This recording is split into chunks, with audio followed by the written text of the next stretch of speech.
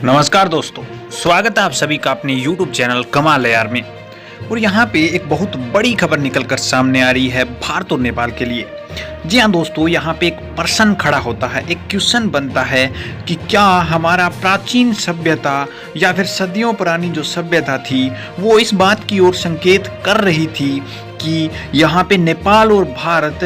दूर हो जाएं और चीन है वो नेपाल की ओर ज़्यादा आ जाए, ऐसी कोई बात हुई थी क्या यहाँ पे हमारी संस्कृति को लेकर। तो दोस्तों यहाँ पे हम पूरा विश्लेषण करेंगे, इस क्वेश्चन की पूरी जांच करेंगे कि क्या ऐसा सच में संभव है कि भारत नेपाल दोनों आपस में दूरियां बना लें और चीन पास आ जाए नेपाल के, और यही क्या सत्य है तो जानेंगे। तो वीडियो के अंत तक बने रहिए और अगर आप चैनल पे नए हो तो चैनल को सब्सक्राइब करके बेल आइकन दबा लीजिए ताकि आपको अगला अपडेट भी सबसे पहले मिल सके। तो चलिए वीडियो को शुरू करते हैं। दोस्तों अगर बात की जाए 17वीं और 18वीं शताब्दी की, तो उस समय में यहाँ पे गोरखाओं का एक तरफा बोलबाला हुआ करता था नेपाल में। और सबसे बड़ी बात यह है कि गोरखाओं का बोलबाला होने के बावजूद ही यहाँ पे नेपाल एकमात्र देश बना जो कभी भी प्रातंत्र नहीं हुआ, यानी कि स्वतंत्र रहा,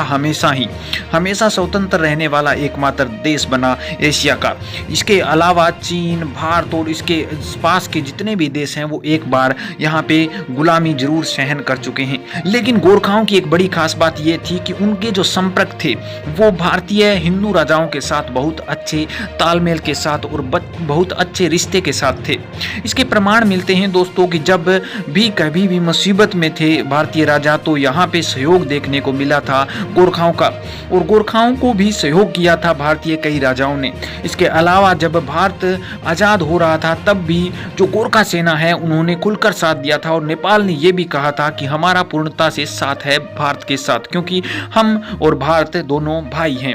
इसके अलावा अगर बात की जाए चीन की दोस्तों, तो तिब्बत की ओर का क्षेत्र एक ऐसा क्षेत्र था जहाँ पे व्यापार की बहुत बड़ी एक पहुँच थी, यानी कि तिब्बत के क्षेत्र में व्यापार के कार्य अधिकांशतः होते थे। और इसी के कारण यहाँ पे तिब्बत के क्षेत्र के कारण ही कहा जाए तो चीन इसके कांटेक्ट में था, यानी कि नेपाल के कांटेक्ट में चीन आने का बड़ा उद्देश्य सिर्फ और सिर्फ व्यापार था,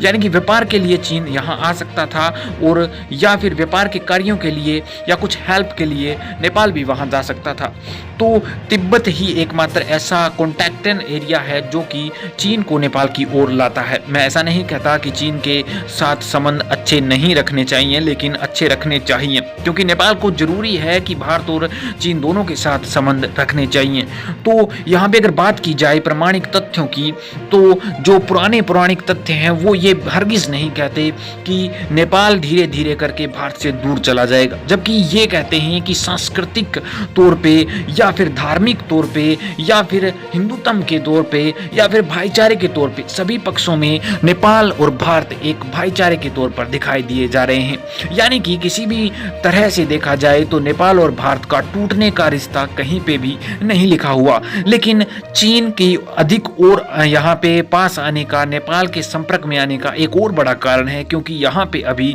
जो व्यापारिक क्रांति छिड़ी है, जो व्यापार के क्षेत्र में या फिर अर्थव्यवस्था के क्षेत्र में या फिर इकोनॉमी के क्षेत्र में नेपाल को आगे बढ़ना था, तो नेपाल के लिए केवल और केवल भारत ही सही नहीं था। जी हाँ दोस्तों, नेपाल को और ज्यादा आगे बढ़ने के लिए कई देशों के साथ संपर्क करना ही पड़ेगा। और कहीं ना कहीं सही भी है नेपाल की सोच कि वो व्यापार की दृष्टि से चीन के साथ भी संबंध अच्छे रखें और भारत के साथ भी संबंध अच्छे रखें, क्योंकि इसमें कोई बुराई नहीं है। इसके अलावा नेपाल यहीं पिछले कुछ दिनों में रूस के साथ भी संबंध अच्छे बना रहा है, तो इससे स्पष्ट है और जाहिर है कि नेपाल चाहता है कि सभी के साथ मित्रता से काम में लिया जाए